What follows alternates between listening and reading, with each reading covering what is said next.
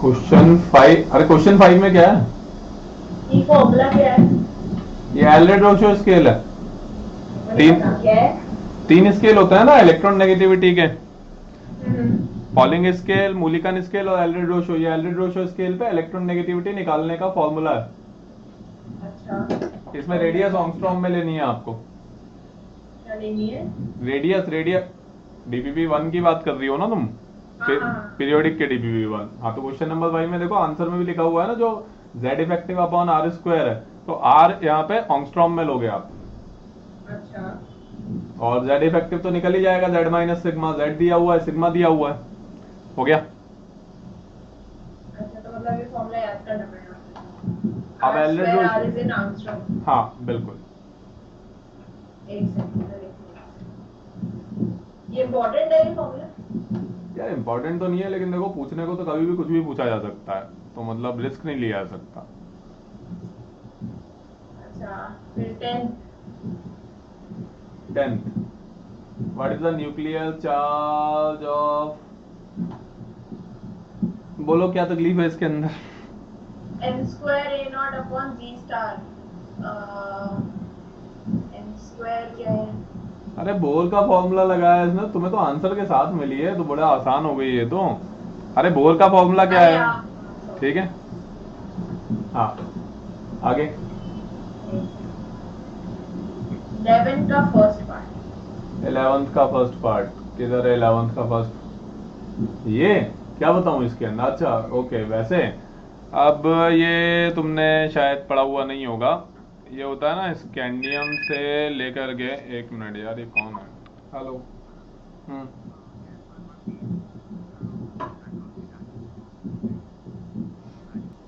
Hello. Hello. हाँ। एक second. हाँ सर। ये इसके अंदर बेसिकली ऐसा होता है कि स्कैंडियम से लेकर के जिंक पे जब आप जाते हो ना, तो बीच में बेसिकली यहाँ पे क्रोमियम आएगा। हाँ क्रोमियम का कॉन्फ़िगरेशन है D5S1, हाँ हाँ। और जिंक का कॉन्फ़िगरेशन है D10S1, S2। D10S2। हाँ। अब इसके अंदर बेसिकली क्या होता है कि ये जो दो स्टेजेस है ना, बड़ी इंटरेस्टिंग स्टेजेस हैं। यहाँ पे एक्चुअली आपको लिखना चाहिए पेयरिंग स्टार्ट्स, और यहाँ पे आपको लिखना चाहिए पेयरिंग कंप्लीट्स,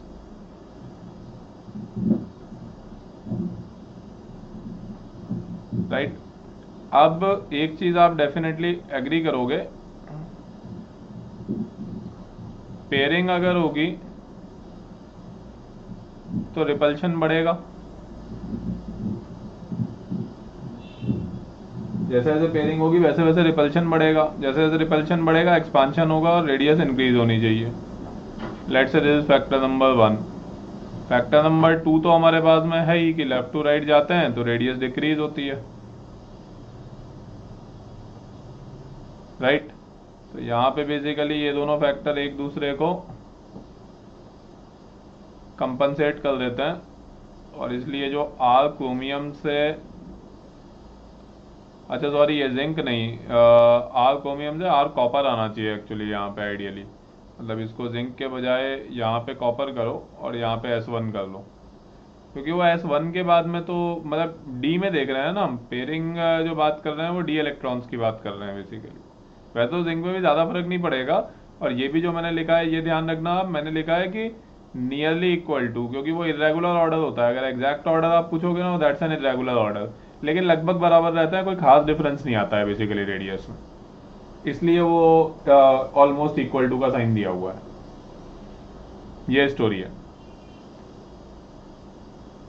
अगर हम लोगों से पूछ लिया जाए कि कौन सा बड़ा है तो फिर हम लोग क्या कहेंगे? क्रोमियम और मैंगनीज। बराबर है ना, लगभग बराबर है।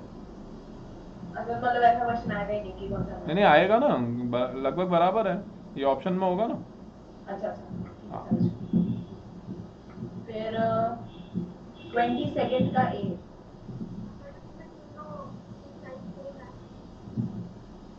क्या हुआ? हाँ सही में 22nd का ए, क्या करूं? 22nd का ए में एक स्मॉलेस्ट फर्स्ट आयनाइजेशन है, स्मॉलेस्ट लार्जेस्ट निकालना है ना। तो बेरियम क्यों नहीं है? Smallest first ionization.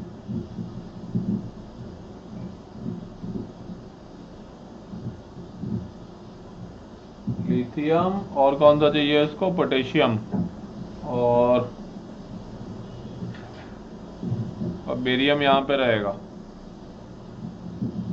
बोलो अब क्या चाहती हो? स्मॉलेस्ट फर्स्ट आयनाइजेशन एनर्जी ना, स्मॉलेस्ट तो ये है और लार्जेस्ट ये है। तो हम बेरियम को, हाँ बेरियम का क्या होगा? मतलब हमने कंपैरिजन कैसे किया बेरियम और इसका? अब एक्चुअली कंपैरिजन इसमें ऐसे किया है कि मतलब थोड़ा सा टिपिकल क्वेश्चन है, उसमें थोड़ी सी डीप नॉलेज चाहिए। चक्कर ये होता है बेसिकली कि इस ग्रुप की कॉन्फ़िगरेशन है NS1 और इस ग्रुप की कॉन्फ़िगरेशन है NS2। तो NS2 की आयनाइजेशन एनर्जी NS1 से काफ़ी ज़्यादा होती है। मतलब जैसे यहाँ बेरिलियम लिखोगी और बोरोन लिखोगी ना, और फिर कार्बन लिखोगी, तो बेसिकली मतलब beryllium is even greater than boron, right ना। अब ये तो एक चीज हो गई। अब इसमें और डीप नॉलेज होनी चाहिए कि ज्यादा है तो कितनी ज्यादा होती है। तो कितनी ज्यादा की कहानी ये है कि इनका अगर बिल्कुल क्रॉस कंपैरिजन करना है ना, तो सेकेंड ए ग्रुप की आयनाइजेशन एनर्जी इतनी ज्यादा हो जाती है कि जो बेरियम है ना, उसकी आयनाइजेशन एनर्जी केवल लिथियम से कम होती है। बाकी जितने भी बाकी अगर तुम बेरियम के बारे में बात करोगी तो even barium is greater than rest all, sodium to caesium, इतनी ज्यादा हो जाती है ionisation energy second A group की। तो ऐसे पता चला, मतलब ये मैंने लिख दिया, मैंने बेरियम का लिख दिया, तो बाकी सब तो आप किसी को भी किसी से भी कंपेयर कर ही सकती हो ना। समझ में आ गया होगा अब तुम्हें, है ना। मतलब बेरियम ग्रेटर है तो बाकी तो सब ग्रेटर पे चले ही जाएंगे, ये है कहानी, राइट। और उसके अंदर भी एक मिनट, स्ट्रॉन्शियम होगा ना यहाँ पे, स्ट्रॉन्शियम फिर लिथियम से ज्यादा होगा। बेरियम भी थोड़ा सा ही कम होता है लिथियम से, मतलब बहुत ज्यादा डिफरेंस नहीं है। फिर 24 का है, 24 का ए, विच हैज ग्रेटर एफ और सीएल नेगेटिव में पूछ रही हो तुम? क्या हुआ, टाइम खराब चल रहा है क्या तुम्हारा? अरे कमाल है, एफ और सीएल नेगेटिव। अरे यार ठीक है, हाँ वही तो देखा। एक सेकंड। फिर 26 Y electron affinity for alkaline earth metals are positive oblique zero. हाँ तो क्वेश्चन में करेक्शन है, पॉजिटिव ऑब्लिक जीरो। हाँ ऑब्लिक है वहां पे तो। अच्छा फिर क्वेश्चन में क्या करेक्शन है? ऑब्लिक है ना। वही ना। हाँ मेरे को क्योंकि वो समझ में ही नहीं आया क्वेश्चन क्या कहना क्या चाह रहे हैं। हाँ मतलब मुझे पॉजिटिव, बाकी को पता है कि वो पॉजिटिव है। हाँ फिर 28 में 28 में इलेक्ट्रोनेगेटिविटी वो सिर्फ इलेक्ट्रॉनिक कॉन्फ़िगरेशन पर ही डिपेंड करती है क्या? अरे ये कहाँ से आ गया यार, इलेक्ट्रॉन नेगेटिविटी, इलेक्ट्रॉन मतलब बहुत सारी चीजों पे डिपेंड करती है ना। तो ये जीरो कैसे आ रहा है? Which is more electron negativity. अरे वो तो नोबल गैस कॉन्फ़िगरेशन जिसकी हो गई वो कंबाइंड स्टेट में नहीं जाएगा, कंबाइंड स्टेट में नहीं जाएगा तो इलेक्ट्रॉन नेगेटिविटी कैलकुलेट नहीं कर पाओगी, तो वो बहुत जीरो नहीं है, मतलब वेरी लो आएगा वहां पे। जीरो थोड़ी होती है नोबल गैस की भी, जीरो तो नोबल गैस की भी नहीं होती है, लो होती है, वेरी लो, राइट। चलो अब बाकी के क्वेश्चंस कल बताएंगे, लेकिन एक इंटरेस्टिंग चीज बताते हैं। 26 तुम्हें कैसे समझ में आ गया? 26 तो क्वेश्चन ही गलत है। क्यों? इलेक्ट्रॉन एफिनिटी गलत।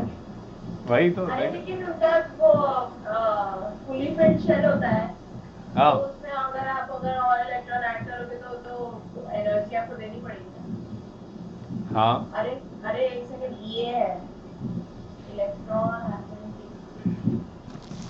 एफिनिटी अगर, अरे हाँ ठीक है, इलेक्ट्रॉन एफिनिटी अगर पॉजिटिव है तो मतलब एनर्जी रिलीज हो रही है। ऐसा तो कैसे हो सकता है? हाँ मैंने कल सोचा था, हाँ तो इलेक्ट्रॉन एफिनिटी वो पॉजिटिव ऑब्लिक जीरो नहीं आएगा, नेगेटिव आएगा वहां पे, हाँ। है ना। हाँ चल बाकी अच्छा हाँ एक सेकंड, बस 4-5 ही बचे हैं। नहीं वो 4 ही बचे हैं। नहीं वो 4-5 नहीं बचे हैं, आगे जो 29 पूछने वाली हो तुम, और वो 29 को सॉल्व करने में आधा घंटा लगने वाला है, बहुत लंबी स्टोरी है। मैं 29 पूछने ही वाली थी ऐसे। अच्छा तो फिर ठीक है, 29 तुमसे हो गया तो बहुत बढ़िया बात है, बाकी के पूछ लो।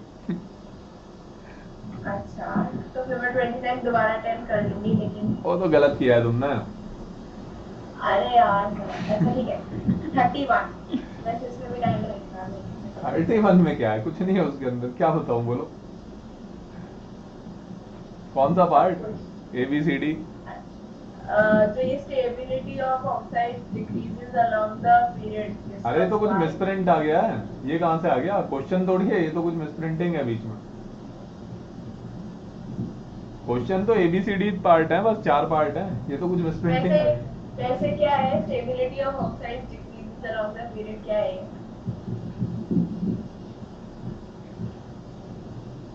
स्टेबिलिटी मतलब वो आधा है बेसिकली, अब वो पूरी डिटेल लंबी चौड़ी कहानी है, पता नहीं किसके रिस्पेक्ट में बात कर रहा है। मतलब वो होता है ना बेसिक और एसिडिक ऑक्साइड, तो स्टेबिलिटी अब एसिडिक मीडियम में बेसिक मीडियम में रिवर्स हो जाएगी, एसिडिक मीडियम में जो होगा बेसिक मीडियम में उसका रिवर्स होगा ना। तो नहीं तो हम तो एचएफ ही देख रहे हैं। मैंने अरे स्टेबिलिटी तो बहुत खतरनाक टर्म होती है, स्टेबिलिटी कभी ऐसे नहीं यूज करना चाहिए आपको, कि स्टेबिलिटी का मतलब थर्मल स्टेबिलिटी भी होता है और काइनेटिक स्टेबिलिटी भी होता है। तो थर्मल स्टेबिलिटी लैटिस एनर्जी पे डिपेंड करेगी, काइनेटिक स्टेबिलिटी रिएक्टिविटी पे डिपेंड करेगी। हाँ। तो वो तो कुछ ना कुछ डिस्कस कर रहा है, वो कहीं से मिसप्रिंट होकर के बीच में टपक पड़ा है। अच्छा तो फिर आप ये ऑक्साइड्स के बारे में बता देंगे क्योंकि मुझे नहीं पता है। तो एक काम करो, कांटेक्ट सुमन मैडम और उनको बोलो कि बेसिकली जीआईसी की पूरी एक ब्रीफ थ्योरी नोट्स भी बने हुए हैं जिसमें ऑक्साइड थर्मल स्टेबिलिटी सब कुछ की कॉन्सेप्ट में दिया हुआ है, उनको बोलो मैडम भेज दो। सुमन मैम को? अरे सुमन केमिस्ट्री का ट्रेजर तो सुमन मैम है ना। ठीक है मैं बोल देती हूँ। भाई खजाना तो पूरा उन्हीं के पास है ना, नहीं वही तो, उनको बोलो कि मैडम वो भेजो, हाँ। है ना। मतलब है उनके पास, लेकिन वो बस जब भी कुछ नहीं मिलता है तो मुझसे पूछने आती है कि ये किधर रखा हुआ है। एक्चुअली खजाना काफी बड़ा हो गया है उनका। कल जो तुम लोगों को सॉल्यूशंस भेजे ना, तो बाद में पता चला कि ये तो सुमन मैम के पास ही थे शुरू से। वो मेरे से कह रही थी मेरे को तो पता नहीं है किधर है, खजाना इतना बड़ा हो गया क्या करें, इसीलिए तुम लोग ओवरलोडेड रहते हो, समझ रहे हो ना। गलत बात है, लेकिन ऐसे बच्चों को ओवरलोड नहीं करना चाहिए ना। नहीं तो अच्छा फिर ठीक है, चलो बोलो आगे, बोलो डाउट। 32। कुछ नहीं है, क्या करूं 32 में, बहुत आसान है। भूल भी नहीं आया। कौन सा पार्ट है, पार्ट बी, एक मिनट यार, अलार्म क्लॉक क्यों बज रही है, 7 o'clock पे बजते हैं, इस टाइम नहीं बजते, वेरी बैड। हाँ 32, बोलो 32 में क्या तकलीफ है, पार्ट ए पार्ट बी। दोनों ही नहीं है। कुछ नहीं है, मोस्ट कॉमन ऑक्सीडेशन स्टेट, तो मतलब जितनी कम एनर्जी एब्जॉर्ब होगी उतना ज्यादा फिजिबल हो गया। अरे एक सेकंड, तो अब I1 प्लस I2 तो obviously I1 plus I2 plus I3 plus I4 से छोटा ही होगा, तो ऐसे कैसे ले अरे रुको रुको रुको, I1 प्लस I2 मतलब निकिल का I1 प्लस I2 उसके I3 प्लस I4 से क्यों कंपेयर कर रही हो, तुम तो ये देखो ना +2 या +4, तो निकिल का I1 प्लस I2 प्लेटिनम के I1 प्लस I2 से कंपेयर करो ना, कि दोनों में से +2 किसके लिए ज्यादा फेवरेबल है। अच्छा राइट, ऐसे ही I1 से लेके I4 ऐड कर दो, वो निकल का और प्लेटिनम का कंपेयर करो तो +4 के लिए पता चल जाएगा, बस हो गया।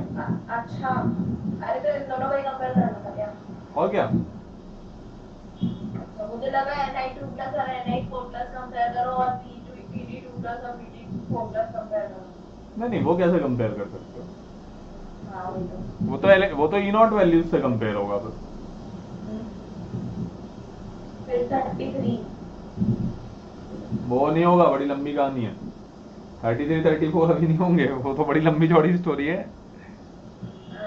29 30 29 33 34 इनको करने के लिए काफी टाइम चाहिए। एक सेकंड, 29 33 33। हाँ, इनको सॉल्व करने के लिए आधा घंटा चाहिए। वो तुम कल बता देना, आधे घंटे में यही सॉल्व करेंगे फिर अपन। ठीक है।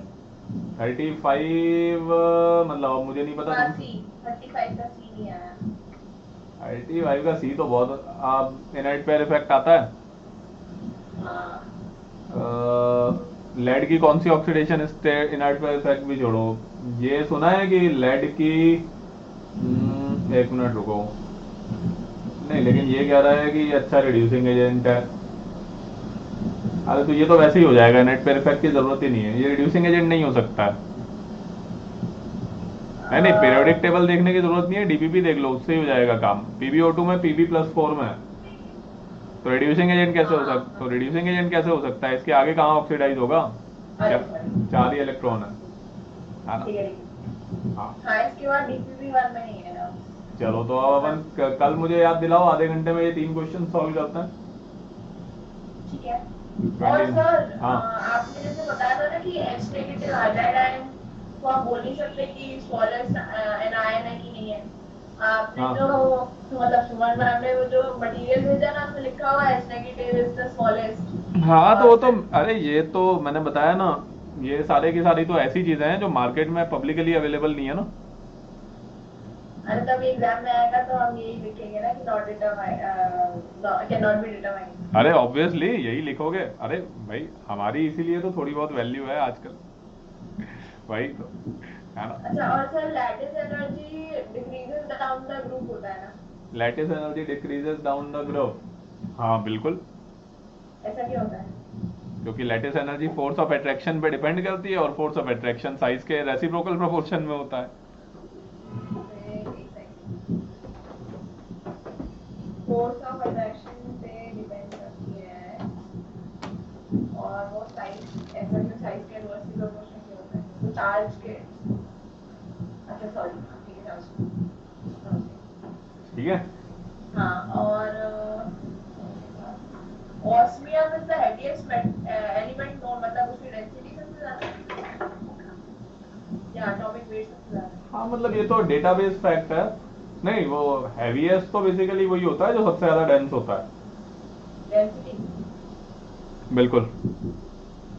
अच्छा, और डेंसिटी विल इंक्रीज या फिर decrease down the group? Density will increase और decrease down the group, irregular order है, कुछ नहीं कह सकते। अच्छा, फर्स्ट ईयर में क्या ऑर्डर है? नहीं है इरेगुलर ऑर्डर।